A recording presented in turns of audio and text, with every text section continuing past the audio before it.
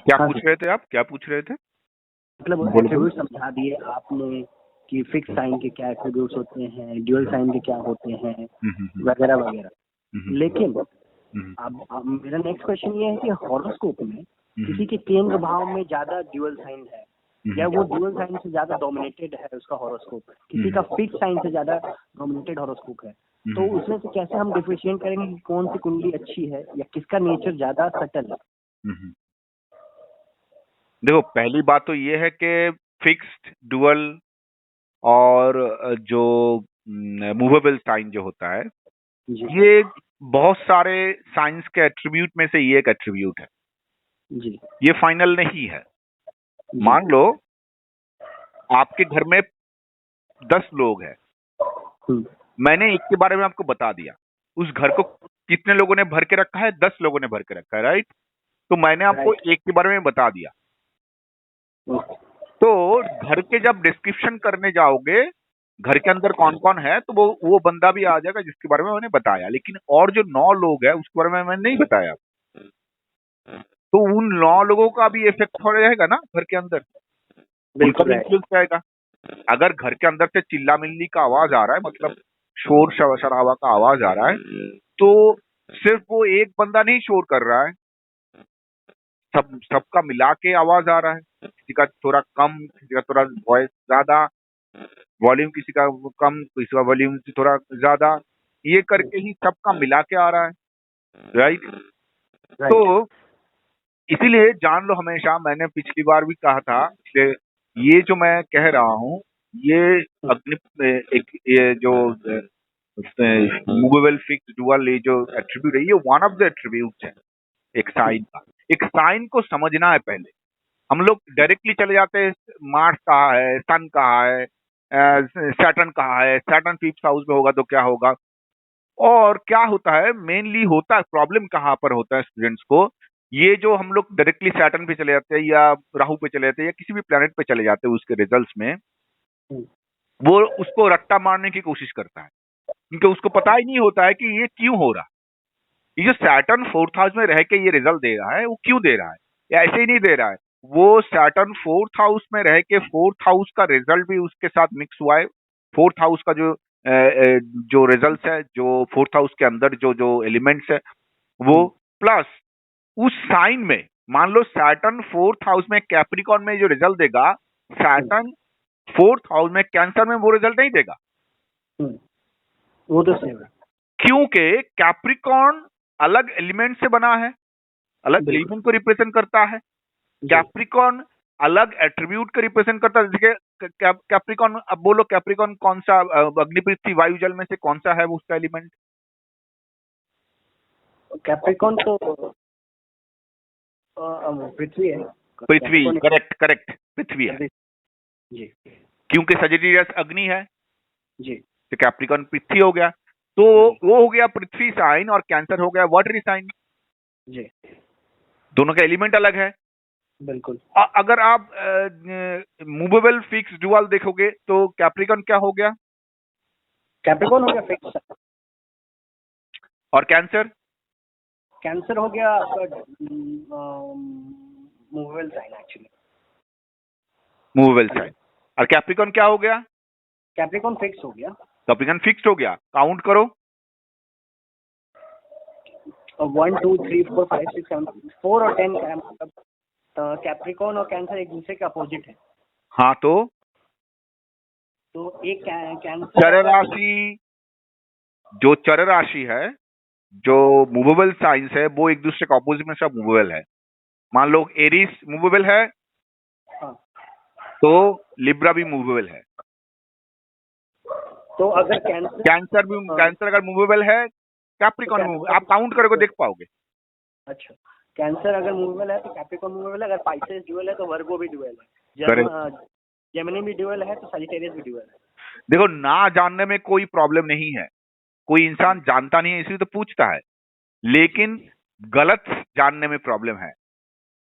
तो गलत जानने में बहुत प्रॉब्लम होता है। तो आप अगर कुछ चीज नहीं जानते हो, मुझे बोल दो कि हाँ, मुझे ना ये चीज समझ में नहीं आ रहा है, कौन सा है, मैं बता दूं। हाँ, नंबर 1। नंबर 2, और एक चीज सुनो, ये जो हाँ, मैं क्वेश्चन लूंगा, एक क्वेश्चन का आंसर दे लूं पहले जो आपने क्वेश्चन Yes. पूछा है। तो ये जो एट्रीब्यूट है ये बहुत सारे चीज से, साइन बहुत सारे एट्रीब्यूट से बना होता है, और एक हाउस का बहुत सारा रिजल्ट होता है। जैसे कि फोर्थ हाउस से मन देखा जाता है, हार्ट देखा जाता है, फोर्थ हाउस से माँ को देखा जाता है, ठीक है ना। लेकिन एक साइन का ऐसा, एज कैप्रिकॉर्न और एज कैंसर, उनका भी खुद का कुछ एट्रीब्यूट्स है। तो ये सब मिक्स होके उस वो प्लैनेट क्या कर रहा है, प्लैनेट फिर से वो प्लैनेट भी किसी घर का स्वामी है। जी। तो जिस घर का वो स्वामी है उसका वो रिप्रेजेंटेशन कर रहा है, उसका उस घर का वो रिप्रेजेंटेटिव है। तो मान लो सैटर्न लिब्रा लगन के लिए, मैं लिब्रा लगन को अगर एग्जाम्पल की तरह मान लेता हूं, तो लिब्रा लगन के लिए सैटर्न फोर्थ और फिफ्थ हाउस लॉर्ड है, राइट। हाँ, और जी। वो मान लो कैंसर में जाके बैठ गया, मतलब 10th हाउस में जाके बैठ गया है। हाँ। तो वो रिप्रेजेंट कौन कौन घर को कर रहा है, फोर्थ और फिफ्थ को। हाँ। बैठ क्या कहा गया है, 10th में। 10. हाँ। तो एक्चुअली मान लो आप हिमांशु, आपका नाम हिमांशु सिंह है, जी। ठीक है। आप अभी दिल्ली में रहते हो, आप जी। दिल्ली से मुंबई चले गए, फॉर एग्जाम्पल बोल रहा हूं, ठीक है। उधर जाके एक दोस्त के घर में रहने लगे, जी। आप बदल जाओगे क्या पूरा? आप तो हिमांशु ही रहोगे, जो पूरा थे नहीं। जी। जो थे वही रहोगे। हाँ, उस घर में जाने की वजह से उस घर का कुछ अपना रूल्स एंड रेगुलेशंस हो सकता है, उस सोसाइटी का अपना कुछ मिलने का जुलने का कुछ तरीका हो सकता है, वो थोड़ा सा बदल जाए, लेकिन अंदर से हिमांशु हिमांशु ही रहेगा, जी। वो बदलेगा नहीं। वैसे सैटर्न जैसे ही उस घर में जाएगा, जी। इसके 10th हाउस में चला गया कैंसर में, जी। उसका जो कैप्रिकॉर्न का और एक्वेरियस का जो एट्रीब्यूट्स है, जो क्वालिटीज है, जो जो चीज वो रिप्रेजेंट करता है, वो कभी बंद नहीं होगा, वो रहेगा। लेकिन साथ साथ और एक चीज जुड़ जाएगा उसके साथ, वो है 10th हाउस का। हम्म। नेचुरल जोडियाक में वो 10th हाउस का ही स्वामी है, लेकिन फिर भी वो इसमें कैंसर और 10th हाउस का एक रिजल्ट उसका जुड़ जाएगा। तो हम लोग क्या कहेंगे, 10th, 5th और 4th, 4th, 5th और 10th, ये 3 घर का ही रिजल्ट वो देगा। इतना लेकिन डोमिनेंस होगा उसका कि 3 घर का रिजल्ट देगा वो, 4th, 5th 3 and 10. घर का ही रिजल्ट देगा इसका। और लेकिन 3 घर का सिर्फ रिजल्ट नहीं देगा, साथ साथ 2 साइन का भी रिजल्ट देगा। बिल्कुल। कैंसर एंड मैं कैप्रिकॉर्न. कुछ पल के मान लेता हूं उस साइन में कोई प्लैनेट नहीं है, उस क्योंकि प्लैनेट्स होगा तो उसका थोड़ा सा उसमें वेरिएशन आ जाएगा। वो समझने के लिए कुछ पल के लिए इसको इजी कर लेते हैं। मैं जो कंजंक्शन है उसके बारे में बाद में बात करेंगे, लेकिन इजी कर लेते हैं। तो ये क्या हो गया, सैटर्न तीनों का लेके एक साथ बैठ गया उसके टाइम पे। अभी कौन सा प्लैनेट, बहुत बार होता है ऐसा, बहुत बार की मैक्सिमम टाइम में ही होता है, प्लैनेट अपने दशा में अपना रिजल्ट नहीं दे रहा होता है। इससे देखोगे बहुत सारे लोग मुझे फोन करके पूछते हैं कि सर मेरा तो राजयोग है, राजयोग प्लैनेट का दशा चल रहा, लेकिन मुझे रिजल्ट नहीं मिल रहा राजयोग का। क्योंकि वो उस टाइम पे सैटर्न अपना, मान लो सैटर्न राजयोग कारक है ये लिब्रा लगन के लिए, सैटर्न अपना रिजल्ट दे ही नहीं रहा है, किसी और प्लैनेट का रिजल्ट दे रहा है। वो हम लोग बाद में सीखेंगे, बाद में देखेंगे कैसे देखा जा सकता है कि प्लैनेट अभी किस किस चीज का रिजल्ट दे रहा है, किस किस चीज का रिजल्ट दे रहा है इस टाइम पे, इस दशा में किस चीज का रिजल्ट दे रहा है, या किस प्लैनेट का रिजल्ट दे रहा है, या अपना अपना खुद का रिजल्ट दे रहा है या किसी और का रिजल्ट दे रहा है। मैक्सिमम केसेस में प्लैनेट खुद का रिजल्ट कम देता है और दूसरे का रिजल्ट ज्यादा देता है, उसका रीजन है बहुत सारे। लेकिन मेन मेन मैटर ये है कि ये जो आपने पूछा था कि ये मूवेबल, फिक्स, डुअल, ये जो इसके ऊपर सिर्फ बेस करके नहीं कुछ बोल सकते हो आप। लेकिन जब मान लो एक सैटर्न के अंदर कौन कौन सा, इधर इधर थोड़ा सा एग्जांपल देके बता देता हूँ, सैटर्न के अंदर कौन कौन सा एट्रीब्यूट जुड़ गया है। सैटर्न चर और स्थिर दोनों का, मतलब मूवेबल एंड फिक्स दोनों का ही क्वालिटी उसके अंदर है, राइट। जी। प्लस चला गया है कहां पर, मूवेबल में ही गया है, वाटर में गया है, वो बाद में देखेंगे हम लोग, एलिमेंट्स बाद में जाएंगे। वो गया है मूवेबल में, मतलब उसमें मूवेबल अस्थिर का एट्रीब्यूट ज्यादा है, और चला भी गया है मूवेबल में, दैट मीन्स मूवेबल का वेट बढ़ गया।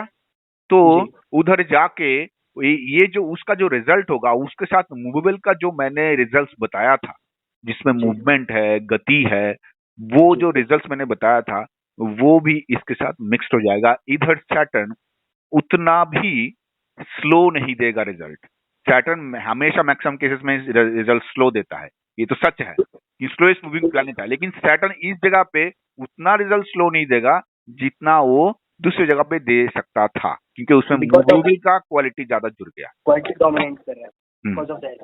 हम्म। ठीक है, मेरा यही क्वेश्चन था इसी से रिलेटेड। तो इसीलिए मैं बोल रहा हूँ, फिर से बोल दूं, कंक्लूजन में ये है, क्वेश्चन का जो आंसर है उसका कंक्लूजन ये है कि सिर्फ मूवेबल, फिक्स्ड और डुअल देख के प्रेडिक्शन मत करो। हाँ, वो उसको आप रेफरेंस के बेस पे लो, और वो वन ऑफ द रेफरेंस है, उसको लेना ही होगा।